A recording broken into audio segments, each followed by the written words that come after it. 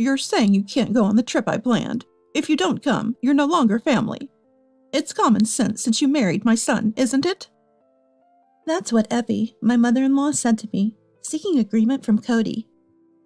I stopped Cody, who seemed like he wanted to say something, and agreed to her proposal. Goodness, marrying someone so naive to the world is such a hassle. As long as you understand, if you don't come, it's divorce. I'll re-educate you from now on. I was sick of her ridiculous remarks. Little did I know, this would be the last trip with my in-laws. I'm Liliana, 32 years old. I run an app development company.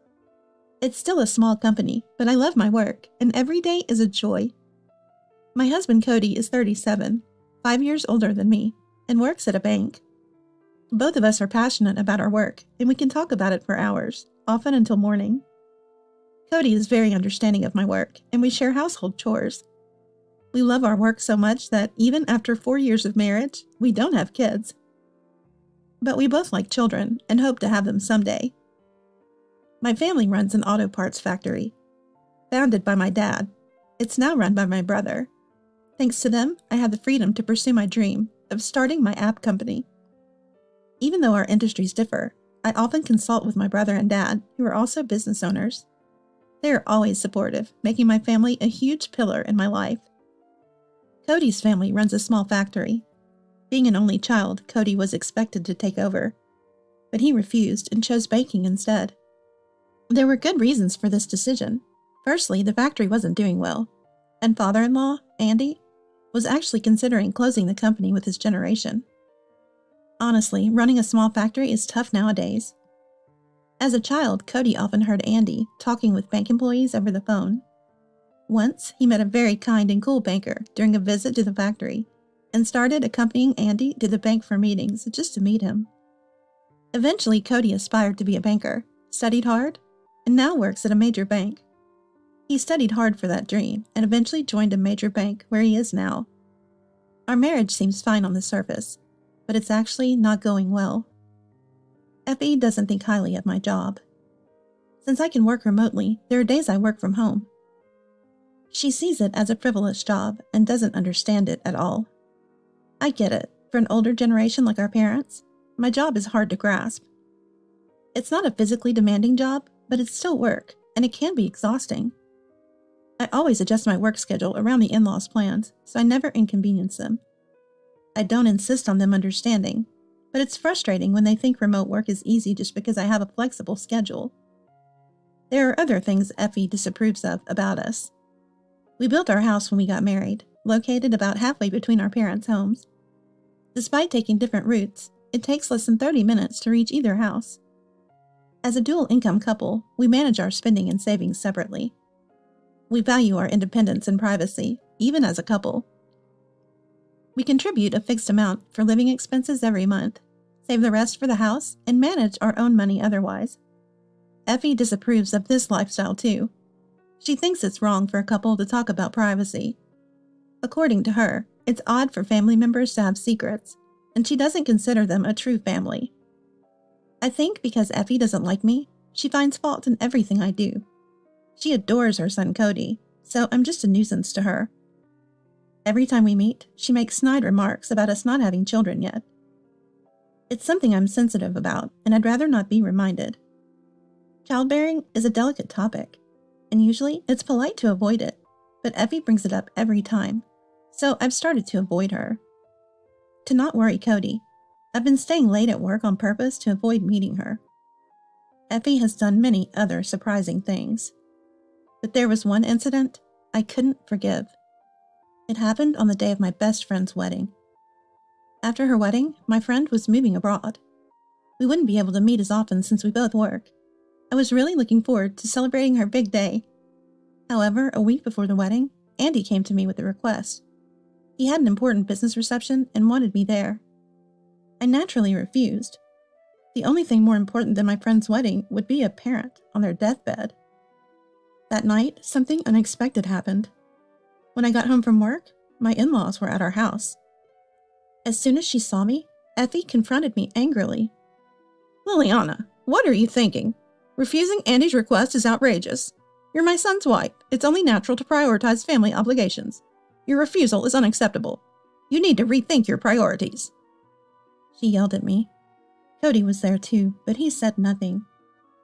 After asking, I found out the reception was critical for the future of the company. But to me, my best friend's wedding was just as important. I told Effie that. "I understand what you both are saying, but my best friend's wedding is an important event for me, and I don't want to miss it. Besides, I'm not even an employee of Andy's company." As I said this, even Cody chimed in. "Can't you make an exception this time? This is really about the survival of the company. I'm going too, and it's a family effort. We can make it up to you for missing the wedding. It's a family crisis. Can't you help us?" I was shocked. I never thought Cody would say such a thing. He knew how much I was looking forward to the wedding. Then, Andy spoke. "I understand Liliana's point, but this time we really need your help." The atmosphere made it hard for me to refuse. It wasn't just any reception. In the end, I reluctantly agreed to skip my best friend's wedding. I told my friend the truth and explained why I couldn't come. Given that I had previously talked to my best friend about my family situation, she understood my predicament. In fact, she was more concerned about me. I'm fortunate to have such a kind friend. I felt guilty for missing her big day, but once the decision was made, I had to focus on making the reception a success. On the day of the event, Cody and I arrived at the venue early and tried to contact Effie. However, for some reason, Effie didn't answer her phone. As I worried about what to do, the in-laws finally arrived at the venue just 10 minutes before it was set to start. To my surprise, they were in a disheveled state, with messy hair and their suits and shirts all wrinkled. I was shocked and asked Effie, "What happened? What's with your shirt? Today is an important reception, right?" She awkwardly responded, "I just overslept, Liliana. Make sure you're not rude." I was so close to snapping back with, "I don't want to hear that from you," but somehow I managed to hold back. I really want to give myself credit for keeping my composure. During the reception, Effie, not knowing how to converse properly, made a series of rude comments to our guests. It seemed she meant them as jokes, but their strained smiles made it clear they weren't received well. As expected, we didn't secure the contract, and the reception ended without success. I thought to myself that it was to be expected. If I had known it would be like this, I would have preferred to go to my best friend's wedding. I was infuriated at being dragged into such a disastrous reception, ruining my plans and causing issues with the in-laws. To my dismay, they didn't acknowledge any wrongdoing. According to them, "After such a lavish reception with no contract, it's almost like dealing with con artists. Good thing we didn't make a deal with such strange people."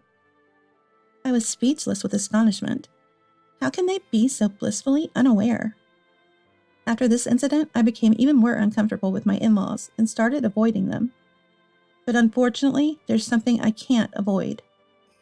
Cody's family has a tradition of going on a family trip every year since his childhood, and it has continued even after we got married. Since our marriage, I've been expected to join these trips, but I'm always stuck with the chores and driving. Arranging hotels, booking meals, researching tourist spots, all these tedious tasks are my responsibility. And if I dare to voice my opinion, I'm immediately shut down with a, "Don't overstep." Even when we visit tourist spots, I'm often left to stay in the room, never getting to visit places I like. Honestly, I dread these annual family trips and always hope I might fall ill on the day. Now, this year's trip season has arrived. Despite their claims of being financially tight, my in-laws insist on a lavish trip. As usual, I was tasked with finding the hotel. I plan meticulously to keep Effie, who's always complaining, in a good mood. Since I'm the only one who doesn't drink, I'm the default driver, but I don't mind as it spares me from their conversations. However, a crisis occurred. Just before the trip, I received news that my mom had collapsed and was in critical condition. In such a situation, going on a trip, even a short one, was out of the question. I lost my composure, thinking I needed to see my mom as soon as possible. It was the day before the trip, so I decided to cancel and started preparing to go to the hospital. Cody offered to come to the hospital with me, but I refused. I felt like he was implying my mom wouldn't make it, which I didn't want to hear. When Cody and I went to tell Effie we couldn't join the trip, she exploded in anger. You're saying you can't go on the trip I planned. If you don't come, you're no longer family. As my son's wife, it's common sense to prioritize the family trip, right? Right, Cody? Effie said this, seeking agreement from Cody. Effie interrupted Cody, who looked like he wanted to say something, as if to say she wouldn't entertain any opposing opinions. In that situation, I was so dumbfounded that I couldn't find the words to speak. Nothing could be more important than being with my mom in her critical condition. Just as I was about to respond, my brother called. It seems Mom's condition is serious, but a bit stable. I expressed my desire to rush to her, but he said visiting isn't possible right now due to a contagious disease outbreak. He mentioned that if she recovers, we could arrange a short visit later, so there was no point in coming immediately. Hearing this, I hesitated about what to do. Noticing my indecision, my brother asked what was wrong. I honestly explained the situation about the trip and my current dilemma. My brother, a bit angry, made a good suggestion. I hadn't thought of it in my distress, but the trip destination was near my parents' home. He assured me that I could quickly get to my family's house from the hotel if needed, and there shouldn't be any problem. Indeed, that's true. If I can't visit the hospital, staying at home or at the hotel doesn't make much difference. Accepting my brother's suggestion, I told Effie. All right, I'll go on the trip. Effie responded, Goodness! If you had said that from the start, I wouldn't have had to get angry. It's hard to marry someone so naive. As long as you understand, if you don't come, it's divorce. Honestly, I'll have to re-educate you from now on. Cody looked surprised, but we agreed to go on the condition that I could leave for the hospital if needed. Effie remarked, It would be trouble if our driver suddenly disappeared, right? Oh good, you're part of this family now, so our needs come first. Remember your role as my son's wife. This is a major event. The family trip should be your top priority. Her triumphant attitude and obvious excitement really irked me. But to avoid further trouble, I decided to endure it. On the day of the trip, I was so worried about Mom that I couldn't put down my phone.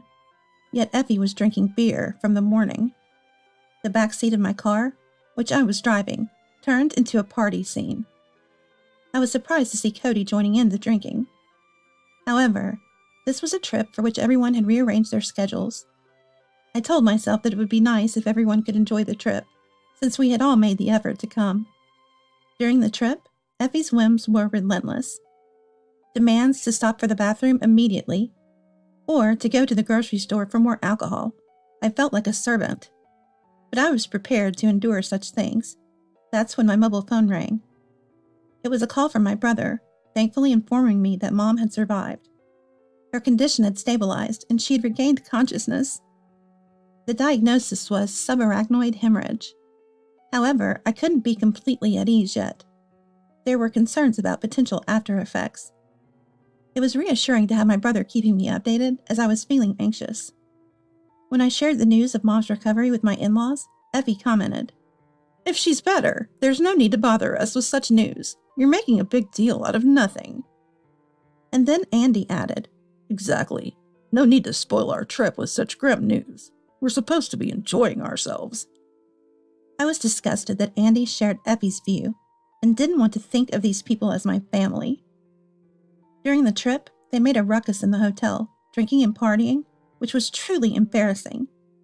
This incident deepened my distrust of my in-laws. Thankfully, Mom's condition remained stable, and there was no need to rush to the hospital, allowing us to complete the trip and return home. I was relieved. While I was sorting out the laundry, Effie came to our house. Wondering what it could be this time, she said, You have a dryer at your house, right? We don't have one, so let me use it. And showed up with loads of laundry. I was exasperated and replied, There's a laundromat with dryers. I have a laundry of my own, and I'm using it right now, so it's not possible. To which she retorted, Always so stingy. Once you're done, it's fine. I'll come to pick it up tomorrow. Leave it finished by then. And attempted to leave her laundry in our washroom. Cody stepped in. Go to a laundromat. Liliana is tired, and she has to work tomorrow. It's not possible. Effie got angry, feeling her son was defending me. She left in a hurry, spewing insults and slamming the door, leaving the laundry behind. In hindsight, if things had been different that day, maybe the course of events would have changed. Later, Effie returned and said, "During the trip, I realized something, Liliana. You lack the awareness of being married to Cody. We might face similar situations in the future. Since we couldn't discuss it, I've decided that Liliana should make a decision." She put a family contract and divorce papers on the table. I was speechless. What even is a family contract? It was ridiculous and confirmed my belief that she can't have a normal conversation. The saving grace was Cody's reaction. He said, "I have something to say. If you keep imposing your biased views on us, I'll cut ties. I can't deal with this anymore. What do you think Liliana is?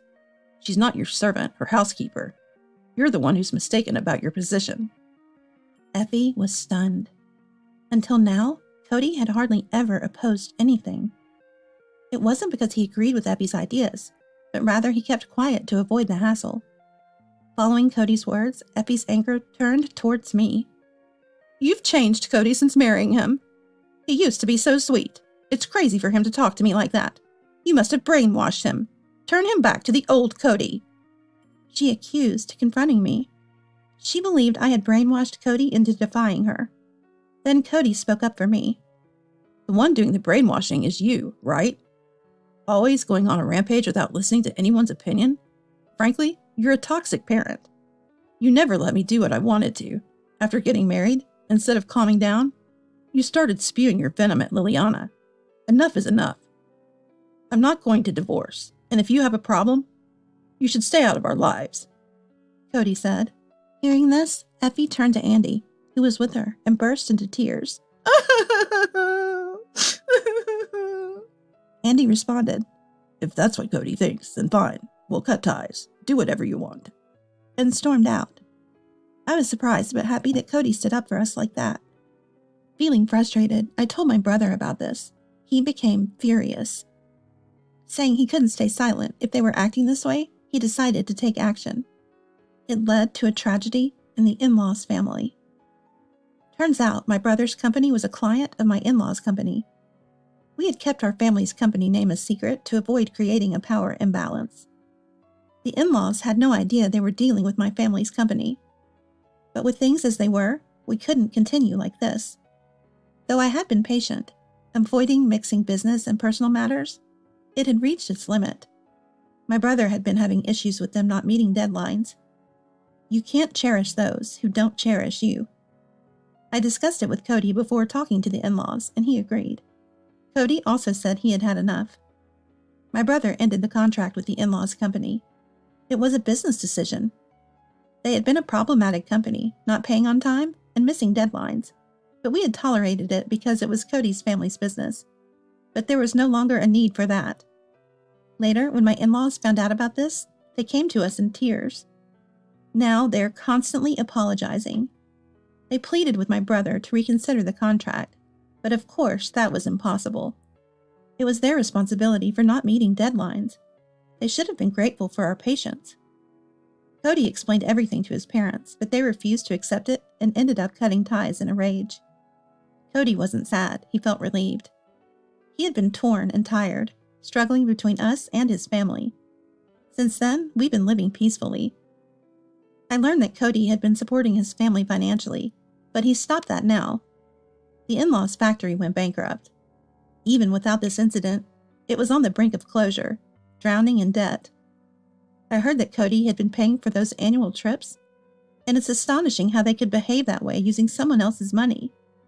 Now the in-laws are living modestly, and Effie has recently started working. I was honestly surprised to see her, who used to call herself a president's wife, working. One day, I saw Effie being scolded while doing a cleaning job. I felt bad for thinking this was karma. She'll learn the harsh realities of society and hopefully straighten. As for us, work is going well. We haven't had children yet, but we enjoy our jobs and life is fulfilling. We are planning an overseas trip for our next vacation. For a while, we're thinking of enjoying life without children.